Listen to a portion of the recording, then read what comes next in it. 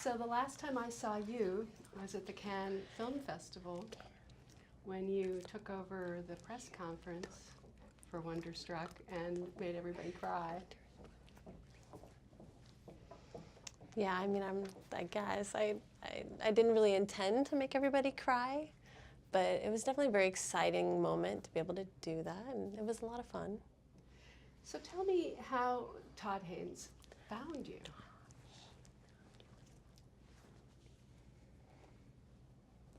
Well, I actually tried out for the part of Rose in Wonderstruck, and we submitted our try for the audition, and after a few times we were able to fly out to New York, and I met Todd in person finally, and the casting director and the casting team, and that was really the first time we met, and I feel very fortunate.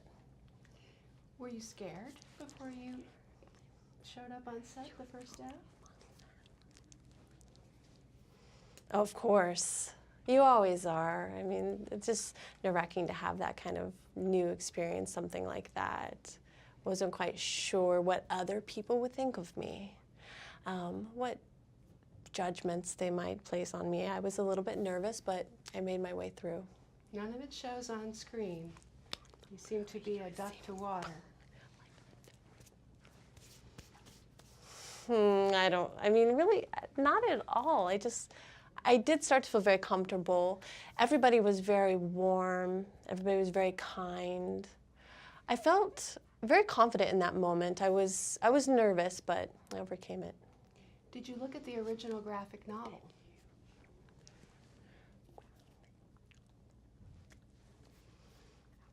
Yeah, I had, before I read the script, I read the story. I actually found it in my school library at the deaf school I was at. It was very fascinating. Did you respond to it? Oh, of course, immediately. From the moment I saw the images in the book, something clicked and I felt a connection. And then to discover that there was deaf people, maybe not in terms that there was a lot of images, there was a lot of adventure and what Rose experienced throughout the world and in New York City. I found the entire thing very fascinating and just the whole story amazing. What moves me is the idea that she feels trapped by the people who are trying to protect her and is seeking to escape and find a certain kind of freedom. Absolutely, yeah, I would agree with you. For example, her father, really the communication between them was it was broke down. She couldn't communicate with anyone, really. Those barriers were definitely there between her and her father, and it impacted their relationship a lot. He forced her to do lip reading, and she was unable to communicate how she felt. And this does happen. With her mother, I guess her mother was ashamed of her. She was embarrassed that she had a deaf child. And in that time period, 1927, to have a deaf person and a deaf child, people felt sorry for you. They felt that it was unfortunate that you're just going to have a life of hardship. And people...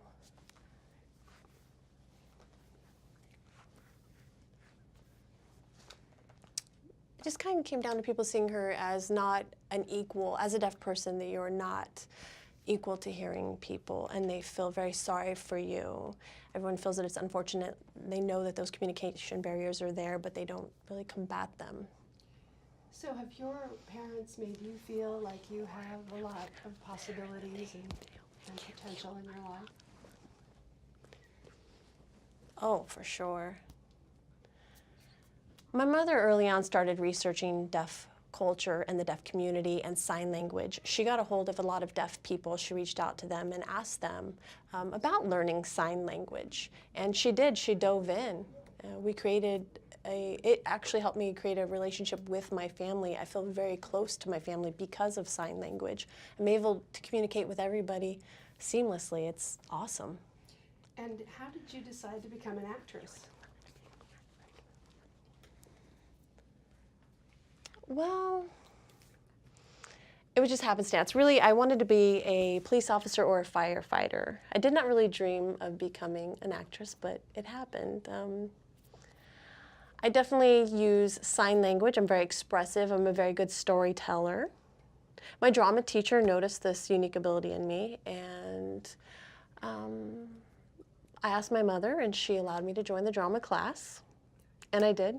In 3rd grade, I was really young, but I started taking drama. I was really drawn in, and obviously it's more fun and not quite as dangerous as the other professions, like being a police officer. Absolutely, that's absolutely true. So what would you say Todd Haynes was able to do, and what other tools were brought to help you to achieve your goals as an actress on this film?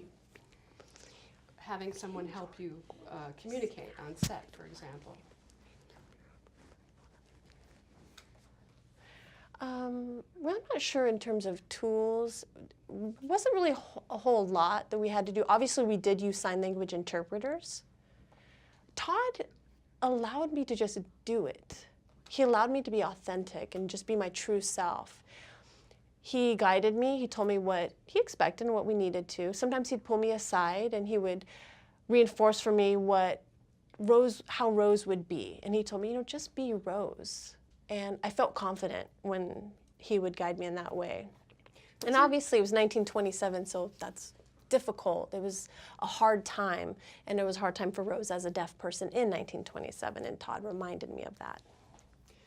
Yeah, and also you were performing in a silent movie, so I was curious how you navigated that, because there is an art to performing in a silent movie.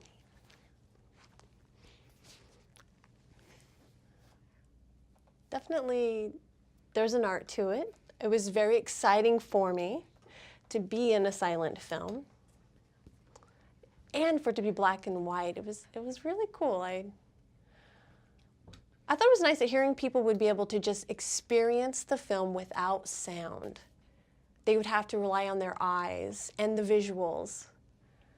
And I just kind of did my thing. I just acted like I would have normally acted, and I tried to be Rose. So Julianne Moore learned how to sign for the movie. So what was it like working with her? Oh, she's amazing. It was amazing. There were scenes in the movie where she really gets on to me, and she just kind of lets me have it, and it's a little bit explosive, emotional scene. And at first she was so friendly and kind and was signing with me and communicating really nicely with me. And then as we got into the set, for her to change her emotion and to just get into a character like that just showed what an amazing actress she is. And just working with her was just so wonderful. And she's really just such a friendly, warm person. So did you check in with any other deaf performers in terms of how to navigate this or to get advice from anyone? I would say no. However, there was one woman. She played a maid in a movie. She was deaf, or is deaf. I did ask her for a little bit of guidance because she had been on set. She'd been in a film before, and she kind of knew the norms of the industry. And I definitely asked her for a little bit of guidance on how I could portray my character, how I could portray sadness or emotion, or especially if in the moment you're not sad, how do you show that? And she gave me some advice, and it was nice. What did she tell you? Really, just she told me to use my memories, to draw from things from when I was younger. Perhaps it was a really sad experience or an upsetting experience. She told me to draw from that and try to replay those emotions. Definitely use those memories. Was there anything about the experience on the set that did frustrate you or worry you?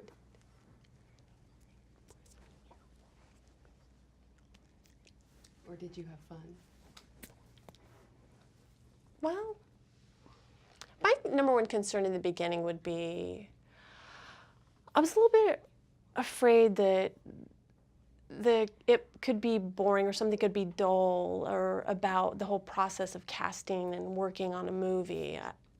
But really, a lot of the cast took sign language classes. They learned some signs.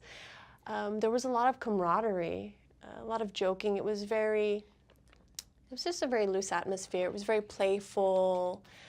No limits or rules were really set up for us or myself. We played games. We just had a lot of fun together.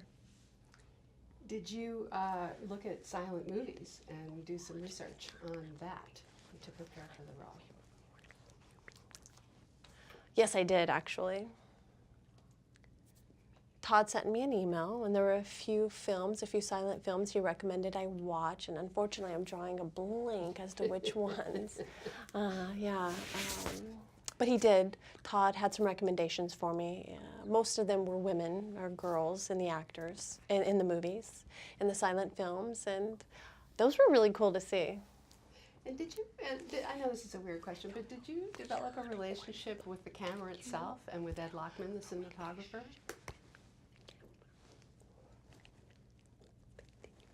Or did you just... Oh, absolutely. I do feel as though there was a relationship with Ed and myself. He's a really funny individual. He's just always making jokes and kind of making light of what was happening. It was really nice to work with him. We worked well together. He really was not critical of me at all. He was he let me be myself. He let me decide what in that moment felt right for me. And whether the acting was good or bad, regardless, he just let me follow my instincts. And he was sweet and very lovely for allowing me to do that. He's a lovely man. I guess the sets are amazing in this movie, especially the Museum of Natural History. And I wondered if you fell in love with any particular set and how it helped you, the design.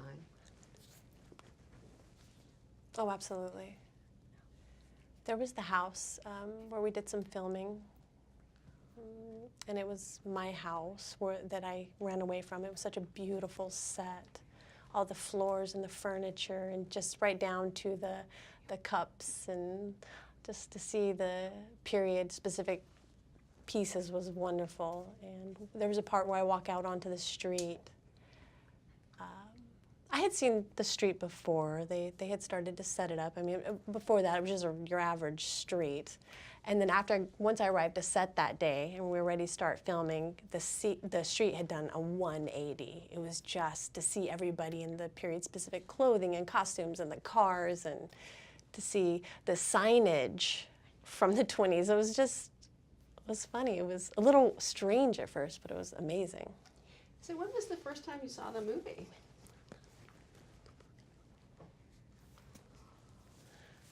I would say it was probably around May. Before Cannes? Yeah, it was a few days before we left for Cannes.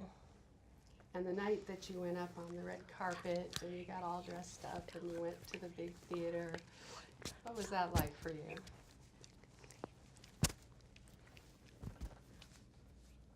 I was really nervous. Wow, I was just like, oh. Originally, I thought, I'm gonna keep it a little quiet. I'm gonna take some pictures. Oh, I assumed the environment would be quiet. I just thought it'd be some pictures in your typical movie theater, but it was alive and vibrant and bustling, and there were just to see so many people, and people I knew, big names, and it helped me become present in that moment and to just be there and experience. It's so hard to put into words what that moment was like going into the theater. It was incredible. It was an incredible experience. And to meet everybody that was there, it felt like, wow. So this is how actors feel. This is what they experience. This is what they see. It was cool to see it from that perspective because I had only had one other perspective before that. Thank you very much. Thank you.